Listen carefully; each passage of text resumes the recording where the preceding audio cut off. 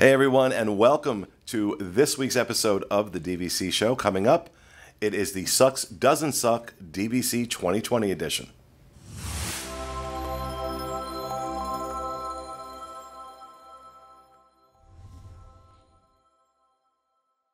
Hey everyone, welcome. Coming to you from the Bob Varley studio on a very special day, our marathon show for Give Kids the World. I'm your host, Pete Werner, joined this week by my good friends from the DVC store, Mr. Jerry Saito. Hello, everybody. How are you? Are you saying that you don't suck? I say I don't suck. Okay. I agree. Jerry. There could be some debate out there. Jerry, don't cut away from me. Jerry does not suck. Joining us via Skype, our good friend, Mr. Paul Krieger. Hey, everybody. And Paul also doesn't suck. I went Martha Stewart earlier, and I made my own. Oh, that's nice. Wow. That's nice. Wow, look at you. Very good. Look at you. And, of course, back in the Nook, our producer for these shows, Mr. Corey Fiasconaro. Welcome home. And last time I held up the other one, but it doesn't suck anymore. Well, my vote's the only one that counts. Oh, I'm kidding. Welcome, folks. Hope you're enjoying our content so far. Of course, if you're watching this on any other day other than Labor Day 2020, then you have no idea what I'm talking about, but this show is being recorded especially for our marathon show, which is to raise money for Give Kids the World. You want to learn more about Give Kids the World, gktw.org. We are also running, Give Kids the World is running an auction this week, has been running an auction for the past week, culminating at the end of our marathon show today at 10 p.m. Eastern Time. So again, if you're watching this any other time, none of this matters to you. But many of you are watching this as we're doing the marathon. So, before we get started, just the usual plugs. If you are interested in selling or purchasing a DVC resale contract, go ahead and reach out to our friends over at dvcstore.com or give them a call, 1-800-550-6493. Yes. God, it's only been like a year and a half. And 1-800-550-6493, and they can help you, especially if you're looking to sell your contracts. They always need sellers, and maybe you want to sell what you have and upgrade to something else, and maybe you have a 2042 expiration and you want something that's going to last a little longer. Whatever it is you need, they're your first phone call, 1-800-550-6493. And also be sure to check out our awesome DVC fan community on Facebook. Links to all that in the show notes right below this. And while you're here, do me a favor. While you're watching, hit that subscribe button and hit that like button. That helps us out a lot with YouTube when you do that, especially the like button. But I want you to do both, okay? And then I want you to go to the auction, and I want you to buy a lot of stuff for Give Kids the World. Because I said so. There you go. All right? There's a lot of cool DVC stuff on there for this auction, too. Insane. I've been looking at over the past couple of days. I mean, it's a lot of neat exclusive items that you wouldn't find elsewhere. So. They did an incredible job. This year, Give Kids the World is conducting the auction for us. We're not doing it. And thank God, because I was joking around with Fiasco. We're going to call it Give Kids a Job. Because I'll tell you the hardest part of doing these marathon shows is absolutely the auction. It is absolutely the auction. So that those guys and their volunteers have been spending a month and a half, almost 2 months now, getting this auction together. And these are all items that people have sent in over the years that they have, waiting for an opportunity to auction it off. I believe we have over 500 items in the auction, and Paul's right. There is some tremendous DVC stuff you can't find anymore. During the live broadcast, probably right after this, I'll be showcasing some of those items. But I was looking through them too, Paul, and I don't know if you have a list like I do. I don't have it in front of me, but there's a list of things like, oh, that looks good, that looks good. Yeah, one of the neat ones I was eyeing up, there's a lanyard, a cast member lanyard from the grand opening of Bay Lake Tower. Again, like that. Oh, you're going to be in my competition on that? There's been a lot of chatter. I posted that item as like a preview in the group, and then there's people arguing over who's going to outbid who. So yeah, well, okay. I think that will go. Let me just send a message. You're up against Big Daddy now. Okay? You're up against Big Daddy. And when I say Big Daddy, I mean, come on. Go take a look at a show from a year ago, and now to take a look at this.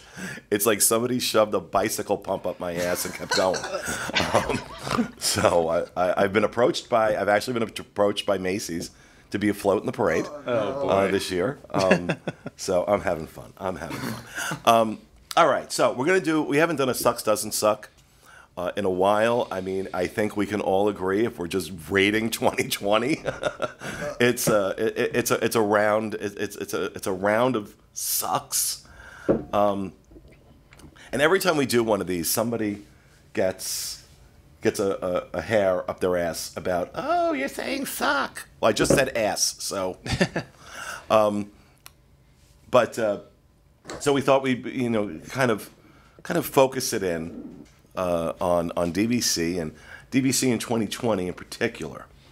So this conversation might be different in another year, but the way it works is I will throw out a topic, and then everyone will vote and comment on whether they think this sucks or doesn't suck. So let's start easy.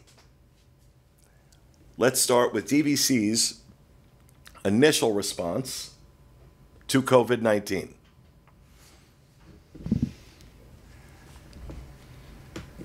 Okay. Like I said, this was an easy one. Jerry, we'll start with you. Why does DVC's initial response to COVID-19 suck? Because there wasn't a response is really why I think it sucked. I mean, once they actually made an announcement that they're going to do something for the members, there was a little bit of light at the end of that tunnel. But the initial no response, and people didn't know what was going on or what Disney or how they were going to react to COVID, was challenging and difficult because there were so many points that were disappearing, that were expiring. People didn't know if they could actually get those points back or use them. So then when Disney finally made the announcement, it was nice that they were making an effort, but I think they were trying to learn as they went. They didn't know what to do, so they were trying to adjust, and And I will absolutely give them that. I mean, no one knew what to do with this, and look, you're not going to have a B plan for a global pandemic when one hasn't happened in 100 years. Okay, so I'm not blaming them for not having that plan. Nobody did. I didn't. Disney didn't. Nobody did. I don't care who it was. Yeah. Okay, I'll stop short there. But I'm not. But adding to that, I don't think that their initial response was all that great in terms of what they offered. As you mentioned, their initial response was non-existent, and that is my problem. That what would have been appropriate was a mass communication to the membership of saying, "Hey, obviously done a little more artfully than this. We don't know what we're doing right now. We're trying to figure this out. Please bear with us." But instead, it was complete and utter radio silence for well over a month. In the meantime, we're also while we're in the age of COVID, we're also in the age of the internet. Every DVC member everywhere was turning into a torch-wielding villager. And they did themselves an enormous amount of damage, PR-wise, with the membership that is going to take them years to recover from a PR perspective. And you know what? We see a lot of people selling their memberships. Now, that's great news for people who want to buy, because there's a lot of new inventory flooding the market at the moment because of this. But one of the reasons is people lost some faith. Now, I have not lost faith in DVC at all. I've not lost faith in their leadership or their management or the product especially. But this was a huge problem. Paul, you also agreed that their response to COVID kind of sucked. So tell us why. Yeah. Jumping off of where Jerry left off, we were left scrambling when they did finally come up with a decision on what they were going to do in making sense of it. You had an email that came out from Terry Schultz that said one thing. You had a member services representative on chat or on the phone saying another. Then you go online, you try to do X, Y, or Z, and it's telling you something completely different.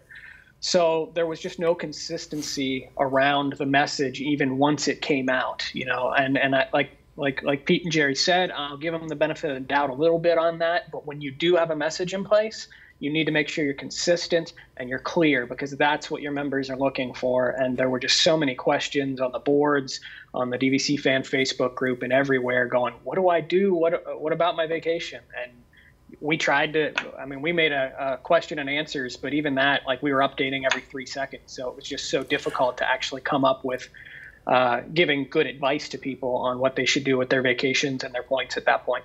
And this is where any leeway for being in a global pandemic and not having a B plan, where that excuse falls apart. Because this is, what you're talking about wasn't about that. This was about organization and coordination of the message. That is Terry Schultz's job, and she failed at it, and she failed miserably because the right hand did not know what the left one was doing. So, problem with the initial response, strike one. That insanity of every 3 days we were getting different, literally contradicting messages every 3 days. Now, I'll put that in context. Obviously, on the Dreams Unlimited Travel side, we deal with Walt Disney Travel. Now, things were changing on Walt Disney's travel side every 3 days. We were kept informed at every single step. When they didn't have an immediate answer, they told us they didn't. When they did change a policy, they told us immediately, if not sooner. We were kept in the loop. So it's not like all of Disney fell apart, just DVC. And the messaging was all over the place. And personally, I felt heads should have rolled after that. Well, not to mention, if there was, once the initial response came out, Disney member services was almost non-existent. You would get a busy signal for weeks on end, or you couldn't get in touch with anybody to get clarification or an answer on anything. So, again, that was a fail as well. They had to expect that people were going to call and ask questions, and they weren't even prepared for that. No. Right. Fiasco? Yeah, on top of what you guys already mentioned, I just saw so many horror stories of people's I know some comments would be, oh, it's just a vacation with everything else going on, you can't be too upset, but some people's was really ripped apart by this. Imagine being a family who borrowed points from next year and then saved your points from last year and then used your points from this year to go on a trip in 2020. Your day was definitely ruined, and I saw multiple horror stories like that. Oh yeah, no, it was heartbreaking. What I was seeing online, the stories we were hearing, was absolutely heartbreaking. And, like I said, part of that now is you see a flood of contracts coming onto the market. And I think, if we wonder why people are starting to sell, that's one of the reasons. These things are absolutely one of the reasons. Now, obviously, as time has gone on, I will say it's gotten better. They have a consistent message. They figured out what they're doing. They're implementing it, generally speaking, in a pretty consistent way. We're not seeing contradictions here and there. But where Walt Disney Travel Company had that under control in a week, it took DVC 3 months. And I understand they were dealing, in fairness, they're not apples to apples comparisons necessarily, because where, Walt Disney Travel Company is dealing with, short-term vacation rentals, this is, DVC is dealing with a real estate transaction. And a whole host of laws come into play about what you can and cannot do. So it's not the same. Your reservation with DVC and your ownership in DVC is not the same as a reservation with Walt Disney Travel Company. So I want to be fair about that. And part of that process was about DVC navigating the legal minefield. And let me tell you something. Somebody who just got his real estate license in Florida, I tell you something. The laws they're strict and they're crazy, and they are all designed to protect the buyer. Yeah. Okay? The level of protections in this state that have been put into place, just because, especially where timeshares are concerned, right? Because you had so many charlatans, you had so many crooks doing crappy things with timeshares, and some of them still do. But, Disney obviously was never in that, and still isn't, in that category. They're not sleazy. They don't have sleazy salespeople. They don't have sleazy policies. And, part of that is making sure they adhere to the letter of the law. So I know that's what the delay was about. The problem is, as simply as I just communicated that to you, Terry Schultz could have communicated that to the membership and explained, we're aware of what's going on. We're aware of your concerns. But there are legalities here because this is a real estate transaction that we need to sort out first, because this is completely uncharted territory. You know what? I'm not going to say that was going to make everybody happy, but it would have calmed everybody down. It would have calmed everybody down. We're not unreasonable people. We're not idiots. People would have understood that. But that didn't happen. That didn't happen. And that's something they're going to have to, that's something that's going to be around their neck for a while. All right. Enough of that. Enough of that. Let's go in a little different direction. Riviera Resort. Sucks, doesn't suck. We have again a unanimous verdict. Paul, why does Riviera not suck? And I assume you guys are factoring in the restrictions, the resale restrictions, when you hold up your paddle. I'm talking. When I hold up my paddle, I think just the resort, the resort as a whole, because the resale restrictions suck. But the resort, I like the resort. But factoring that in, do you still? Okay, so maybe we have to revote. Factoring in the resale restrictions, I did vote this way, considering that. But I now see two members of the team are uncertain.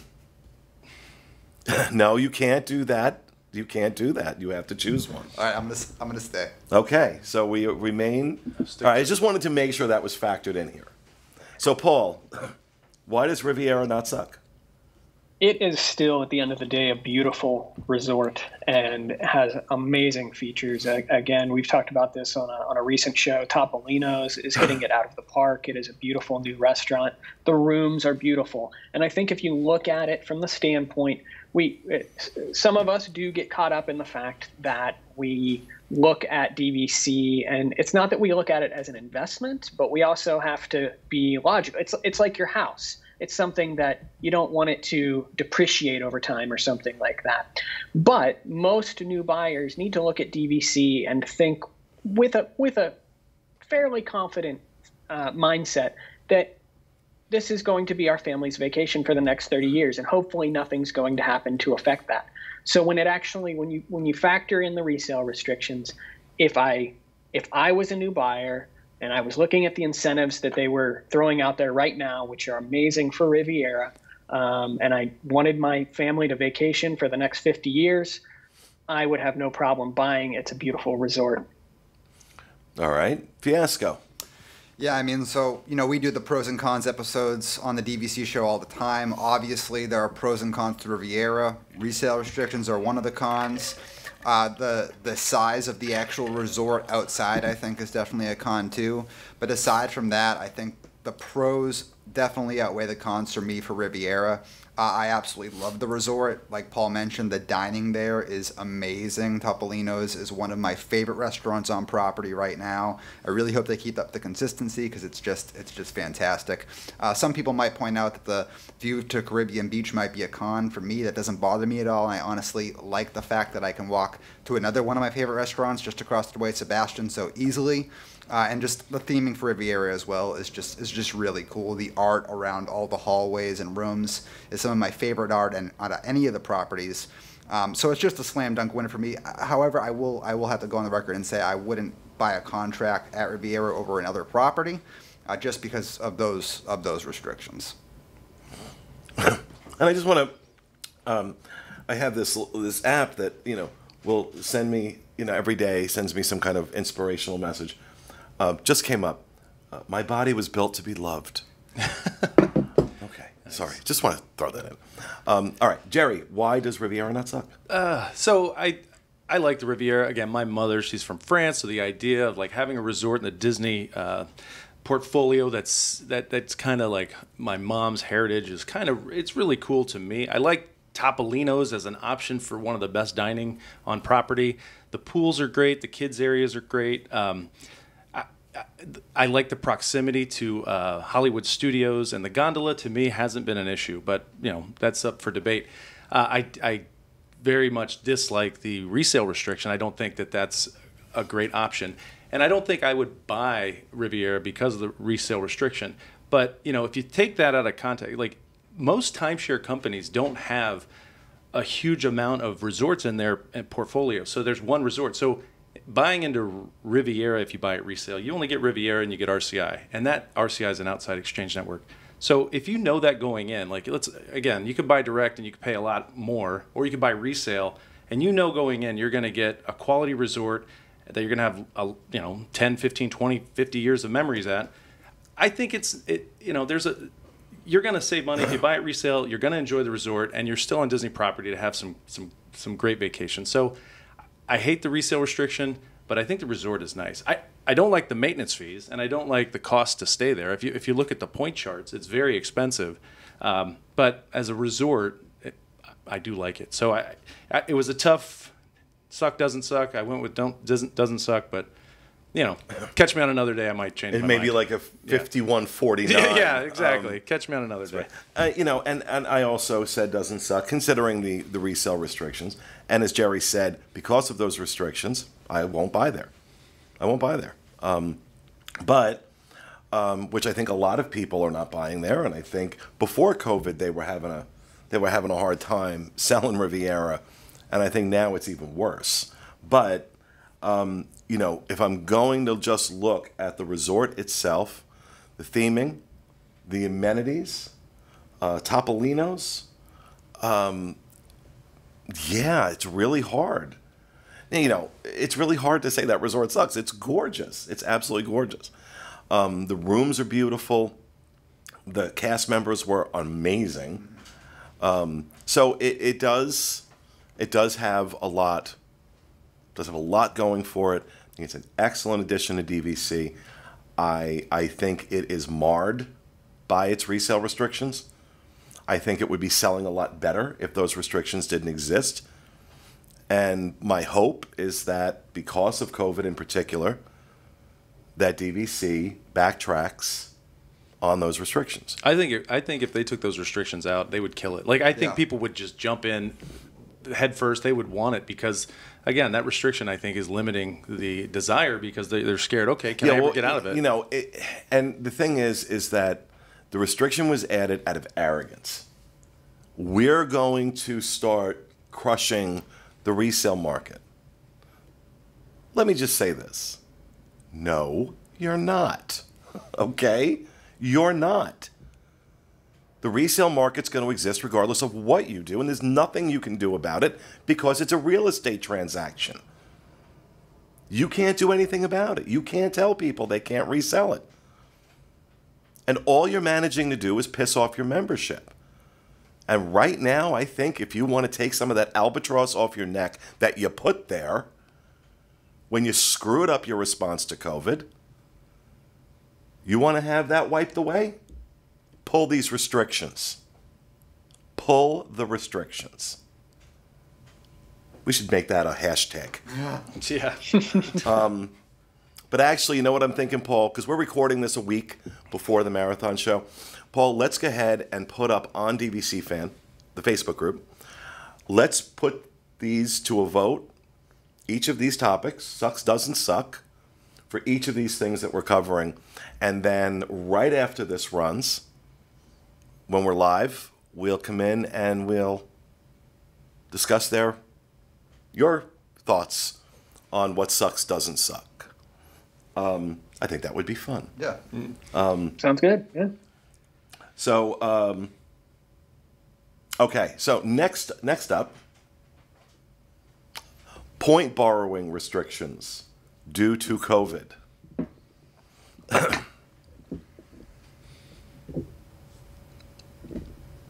Ooh, we have a split. See, I like to do that with these. I start with some obvious ones that I know are going to be kind of unanimous, and then we kind of move into the more divisive ones. Let me start and just say why I voted doesn't suck. And this is just about realism. Yeah. They had no choice. They had no choice. I will defend this decision on their part. It sucks, and I don't like it, and I'm being affected by it. I'll be honest with you. I'm being affected by it. There are some things I wanted to try and do this year, but I'm running into that. That issue. But it was the only. What else could they have done to try and make some of these members? We were talking before about how awful it was, how screwed some members got with what happened, and it's not it's not a situation where they can just magically say, okay, we're going to make everybody whole and figure it out later. Yeah. They have to have balance with these things. They're only allowed to do so much. I don't know what else they could have done. Now, maybe people smarter than me on this topic, in particular Paul and Jerry, might have, two people who voted sucked, might have a different perspective on it. But Jerry, let me ask you, why did you vote sucked? It's completely for selfish reasons, because I booked a 3-bedroom beach cottage for my birthday, and I did it, I guess, in that transition where they put that borrowing restriction on, and planning trips, like having friends come down from out of town, having the 3-bedroom, and then all of a sudden I go to look at the reservation a month later and it's not there. So I'm like, oh, well, that's interesting. So I called Disney and they said, yeah, it's part of that borrowing restriction. So for total selfish reasons is why I think it sucks.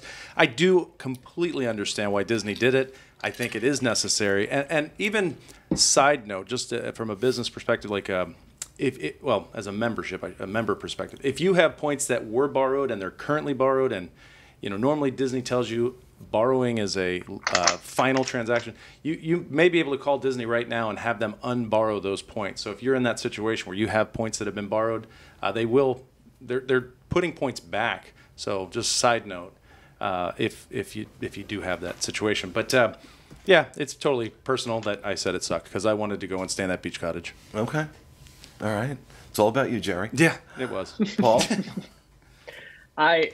Pete, overall, I agree with you in terms of there was nothing else they could have done to really rectify this situation. But there's 3 things that come to mind in terms of the fact that it sucks. The first is what Jerry has mentioned. I've heard so many stories online of people being affected, their trips that they've planned for 2 or 3 years, banking and borrowing and all of that kind of stuff being affected. So those people, my heart goes out to because granted, no one saw this pandemic situation coming, but it just really impacts what was maybe a 2 or 3 year planned trip for those individuals.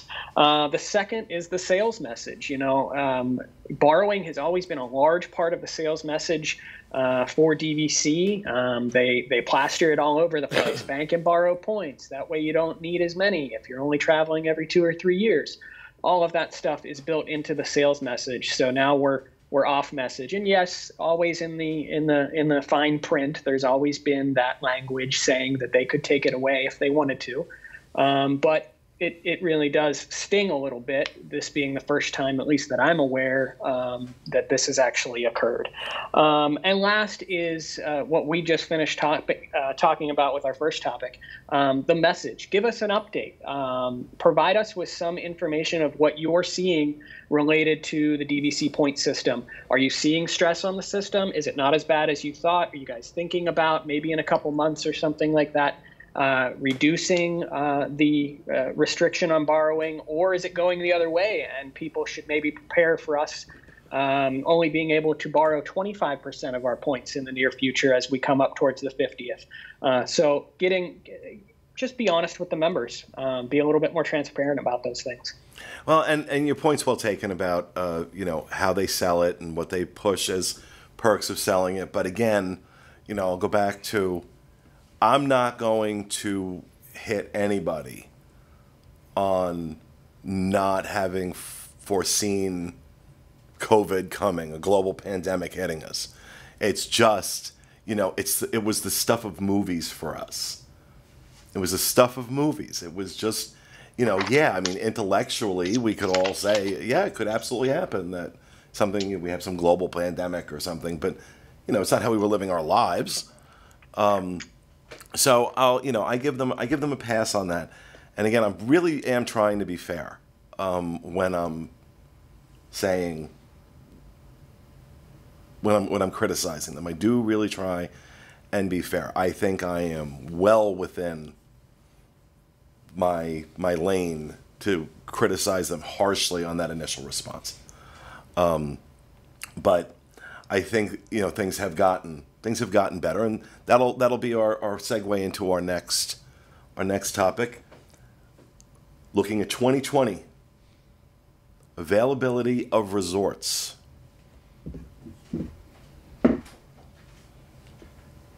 And again, we have a unanimous vote. Okay, now this is a horrible situation. Horrible situation. A bright spot in it, though, I've been able to book, and I'm booking for friends that are coming into town. I've been able to book anything, pretty much. Yeah. Anything. And I think it's starting to get a little tighter because DVC members who are used to seeing October through December unavailable unless you're booking well in advance are like, ooh, yeah, look, there's no crowd. Yeah, okay, I got to wear a mask. I'm in. But availability has been great. Fiasco? Yeah, right now I have a reservation coming up in October. It is for Saratoga, but I just had family down here, a month ago, and they were originally staying at Pop, and they got upgraded to Old Key West. I've since been to all the resorts pretty much, except maybe 2, since they reopened, and it's been a dream. Granted, 2020's been a sucks year, but as far as how the resorts feel, they feel really good, and being able to stay pretty much anywhere is something that you can't always get. Paul? Amy pretty much updates me on a weekly basis of all the different DVC resorts that we could be staying at right now. And, leading up to our big split stay trip that we recently returned from, we were modifying those reservations until a week before. It's just things kept opening, and it was like, how do we not stay there? And still to this day, even after coming home from that trip, it's like, oh, we could have stayed there too, and we could have done this. So, availability is amazing, and still, if you're flexible, there's still some amazing opportunities out there. All right, Jerry? Yeah, absolutely agree. I check availability every day, not only for my personal use, but also for the office. And I'll tell you, rooms are available. It is getting tighter for December and after, but I've been able to finally stay at Copper Creek, went to Geyser Point, had that bison burger on Friday. That was amazing. Got a reservation at Poly. Just things are wide open. So it's been great for that. I like that. And, I'll tell you something, the pressure on, I think you're going to see Poly dry up very quickly because announcement, as we're recording this just this morning, that they are not going to be reopening the hotel side of the Polynesian until next summer. So the only way you can possibly stay at Polynesian is to rent DVC points, which, of course, our friends at DVC Store are more than happy to help you with. Or book in there as a DVC member. You can rent. Right, book in as a DVC member, obviously. But for those who may be watching that aren't members yet, that may want to stay at the Poly. I think Poly is going to become impossible to touch moving forward. Yeah, I mean, that's been one small bright spot in an otherwise dismal crap show cluster fudge of a year. Like how I did that? You like how I did that? I was about to have to edit. Yeah. No. I'm a professional. I'm a professional usually.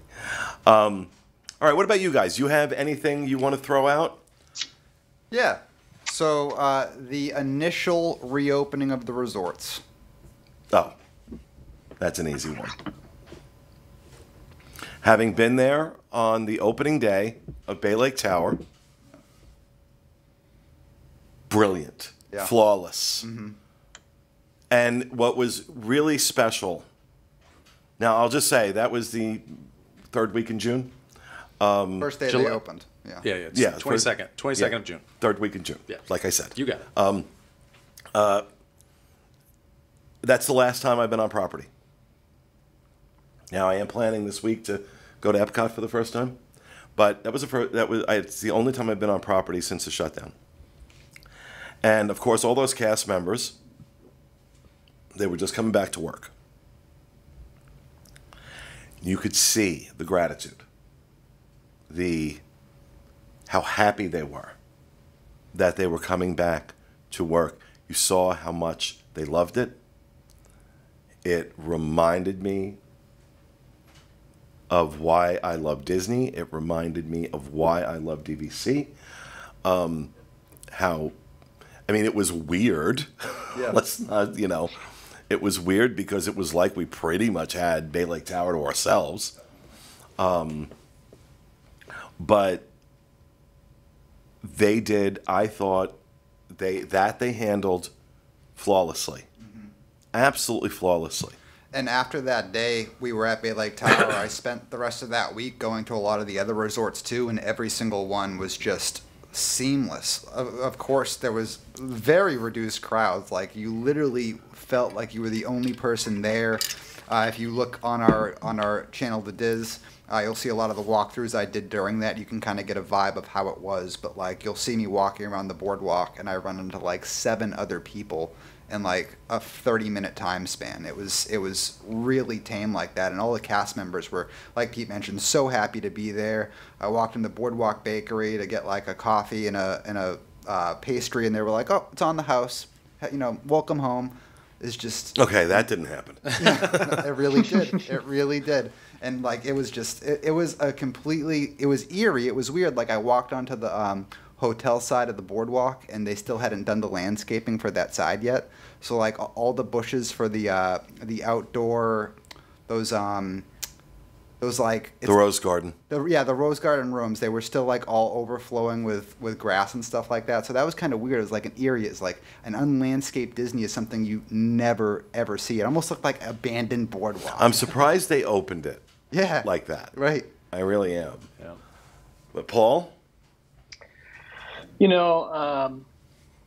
Overall, it's really allowed members to slow down and explore the resorts and enjoy them. And that's what Amy and I really have done on our recent trip.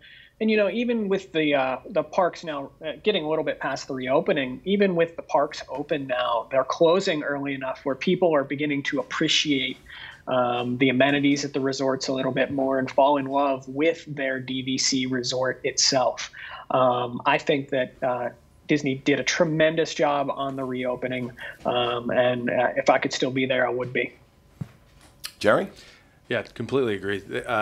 So even they've been open several months now. I went to Copper Creek Friday night, and it was spectacular. I mean, again, all the cast members super nice. I didn't feel like the place was crowded at all. It's been a great reopening, and I stayed at Poly recently before this Copper Creek stay, and I very comfortable on property and very happy the way Disney has reopened and the way the cast members are. It's just great. All right. Yeah. Well, there you have it. I want to make sure we leave time in this block for our Sucks Doesn't Suck polls that Paul's putting up on the DVC fan Facebook group. So we're going to cut this here.